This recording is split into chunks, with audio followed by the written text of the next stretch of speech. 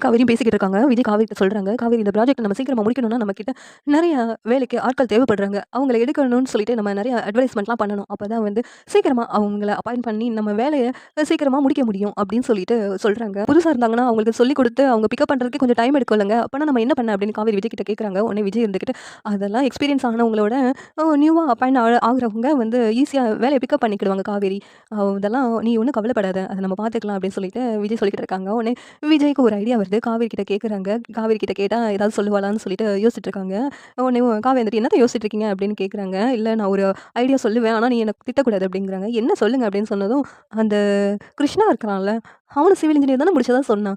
"அவன வேணா நம்ம ஆஃபீஸ்ல வேலைக்கு சேர்த்துக்கலாமா?" அப்படின்னு கேட்குறாங்க. "அவனா? அவன் எதுக்கு நம்ம ஆஃபீஸ்க்கு? ஏற்கனவே நம்ம வீட்ல உட்காந்துட்டேவும் ராஜ்யம் பண்ணிக்கிட்டு இருக்கான். இதெல்லாம் நம்ம ஆஃபீஸ்க்கு வேறயா? வேண்டாங்க அதெல்லாம் சரிப்படாது." அப்படின்ட்டு காவேரி சொல்றாங்க. "இல்ல அவங்களுக்கும் ஏதாவது ஒரு வேலை கிடைச்சு அவங்களுக்கும் ஒரு சேலரி கிடைச்சுச்சுன்னா, அவங்க குடும்பத்த பார்த்துக்கிடுவான்ல. அதனால தான் சொல்றேன்." அப்படின்ட்டு விஜய் சொல்றாங்க. "எனக்கு என்னமோ இது சரியா படலங்க. அப்புறம் இங்க வேலை பார்த்துட்டு இங்கேயே டேரா போட்டுருவான். நம்ம அவன வீட்ட விட்டு போக வைக்க முடியாது." அப்படின்னு சொல்லிட்டு காவேரி சொல்றாங்க. "இல்ல காவேரி, அவன்கிட்ட பேசி பார்க்கலாம்." அப்படின்ட்டு விஜய் வந்து கிருஷ்ணாவ மீட் பண்றாங்க. "கிருஷ்ணா, நான் உனக்கு ஒரு ஆஃபர் தரேன்." அப்படிங்கிறாங்க. "என்னங்க சொல்றீங்க? இதுக்கு முன்னாடி சொன்னீங்களே, ஒரு ஷேர் மட்டும் தரேன்ட்டு. அத மாதிரி சொல்ல போறீங்களா?" அப்படின்ட்டு கிருஷ்ணா கேட்குறாங்க. "இல்லங்க, அது இல்ல. இப்ப என் கம்பெனில இப்ப வேலைக்கு ஆட்கள் தேவைப்படுறாங்க.